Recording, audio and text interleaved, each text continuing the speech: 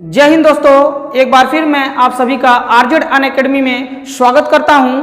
आज हम इस वीडियो में जनसंख्या पर आधारित प्रश्नों को लेंगे और ये टॉपिक मैंने इसलिए लिया हुआ है क्योंकि इस टॉपिक में बहुत सारे स्टूडेंट्स को कंफ्यूजिंग रहता है भूत वाला और वर्तमान वाला और भविष्य वाले क्वेश्चन पे। जैसे वर्तमान जनसंख्या दे दी रहती है, आपसे पूछ लिया रहता है 2 वर्ष पूर्व जनसंख्या क्या थी या 3 वर्ष पूर्व जनसंख्या क्या थी। इस तरह के क्वेश्चन में बच्चों को काफी कंफ्यूजन रहता है और वो जो है अलग अलग फार्मूलेज है, कहाँ प्लस करना है कहाँ माइनस करना है, इस तरह से कंफ्यूजन में रहते हैं। तो आइए हम आज आपको पहले और बाद वाले कॉन्सेप्ट से इसको क्लियर करते हुए बहुत ही इजी मेथड से इसको करा देंगे जिससे कि आपको कोई कंफ्यूजन नहीं रह जाएगा। चलिए हम शुरू करते हैं। तो कहने का मतलब मैं एक छोटा सा पहले आपको पहले और बाद का कॉन्सेप्ट समझा दूं, एक छोटा सा एग्जांपल लेके। जैसे मैं बोलूं एक नगर की वर्तमान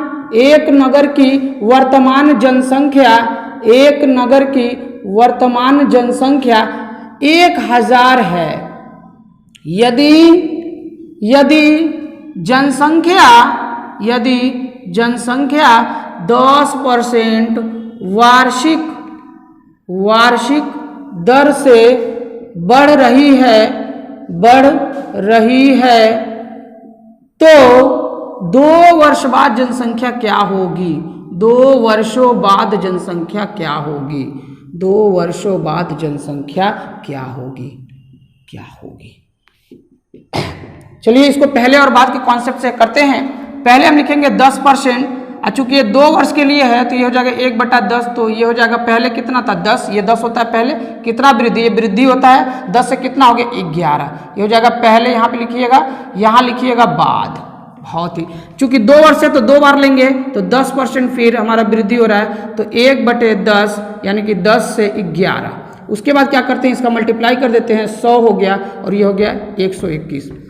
दोस्तों यहीं पे ध्यान देने वाली बात होती है। अब हम पढ़ते हैं इसको, किस की बात कर रहा है। तो यहाँ से पढ़ने से पता चला वर्तमान जनसंख्या की बात कर रही है और पूछ क्या रहा है 2 वर्षों बाद जनसंख्या, यानी कि वर्तमान और भविष्य की बात कर रही है। इसमें गौर से देखिएगा। अब आपको डिसाइड करना होता है कौन सी घटना पहले होती है, वर्तमान पहले होती है कि बाद पहले होती है। तो आपका जवाब खुद ब खुद आएगा, वर्तमान पहले होता है।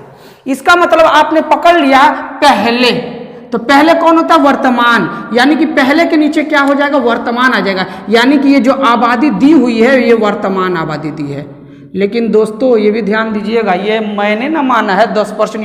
जो भी चीज़ें वैल्यू परसेंट अनुपात का मान है तो अनुपात का मान नकली मान ही होता है। यानी कि ये वर्तमान आबादी नकली मान है और इसका असली मान कितना दिया हुआ है तो आप देख रहे हैं 100 का मान दिया है 1000।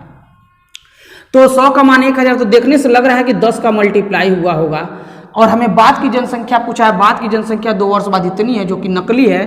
तो इसमें भी इसका मतलब ये अनुपात फिक्स रहता है तो इसका मतलब इसमें 10 का गुणा है तो इसमें भी 10 का गुणा होगा। इस हिसाब से आपका आ गया 2 वर्ष बाद जनसंख्या 1210 होगी। आइए अब इसी कॉन्सेप्ट का इस्तेमाल करते हुए अगर हमसे भूत का भी पूछे, 2 वर्ष भूत का भी, उसको भी हम निकाल लेंगे। तो आइए एक प्रश्न लेते हैं हम लोग, इस पर भी। तो ये हमारा प्रश्न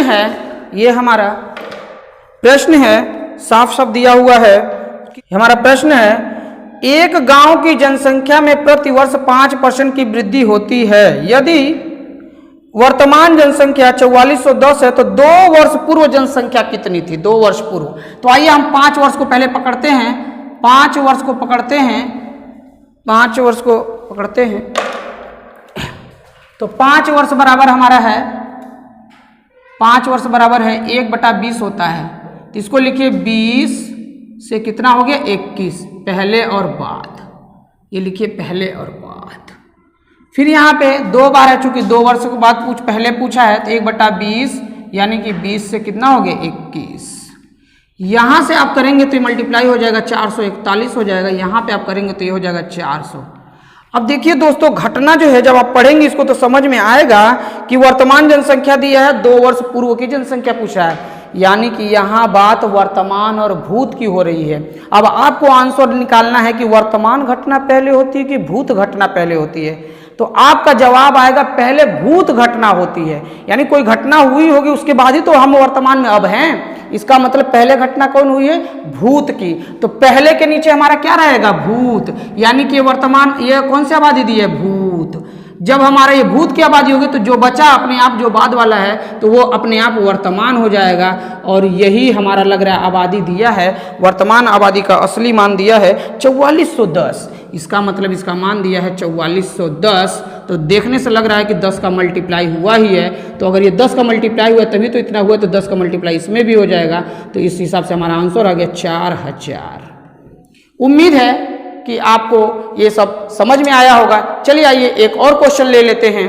तो नेक्स्ट क्वेश्चन है हमारा, नेक्स्ट क्वेश्चन है कि एक गांव की आबादी 20% की दर से घट रही है। अब देखिए इसमें घटने वाला है, कोई दिक्कत नहीं है, आपको घटने का कॉन्सेप्ट उसमें क्या करना है, बस यहीं पे है कि यहाँ पे घटा देंगे वैल्यू। ठीक है, तो आइए हम देख ही लेते हैं, बस आपको पकड़ लेना है क्या है। कह रहा है एक गांव की आबादी 20% की दर से घट रही है। तो देख लेते हैं 20% का मतलब 1/5। देखने से पता चल रहा है घट रही है बोला है, तो 5 से कितना हो जाएगा? 4 हो जाएगा। इसको क्या लिखेंगे? पहले। इसको क्या लिखेंगे? बाद, है ना। तो फिर चूंकि 1 वर्ष के बाद 2 वर्ष के लिए है, तो यानी कि 2 बार होगा ये 1/5, यानी कि 5 से कितना हो गया? 4 हो गया। तो इसको कर लीजिए 5 × 5 = 25, 4 × 4 = 16। यहां देखिए पढ़ने से 2 वर्ष पूर्व आबादी दिया हुआ है, वर्तमान आबादी पूछ रहा है। तो फिर वही कॉन्सेप्ट, यानी कि वर्तमान और भूत की बात कर रही है। भूत पहले होता है, भूत पहले यानी कि हमारा भूत हो जाएगा और वर्तमान आबादी हमारा ये हो जाएगा। तो क्या दिया है? 2 वर्ष पूर्व दिया है, यानी कि 2 वर्ष पूर्व का मतलब भूत आबादी दी है। भूत का मान कितना है असली? 10,000। तो हमें 16 का मान पूछा है। तो दोस्तों 25 का मान 10,000 है। मान लीजिए आपको इस तरह नहीं समझ में आ रहा तो ऐसे करके देख लीजिएगा। 25 बराबर है 10,000।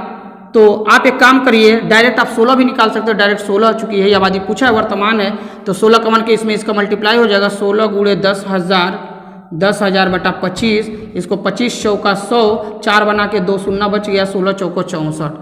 मतलब वर्तमान आबादी 6400 है और 2 वर्ष पूर्व आबादी कितनी थी?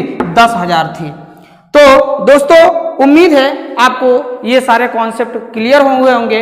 इस कॉन्सेप्ट का यूज करते हुए ज़्यादा से ज़्यादा सवाल लगाइए, और अभी भी कोई क्वेश्चन फंसता है तो आप हमारे व्हाट्सएप नंबर पर कांटेक्ट कर सकते हैं, जिसका लिंक डिस्क्रिप्शन दिया हुआ है।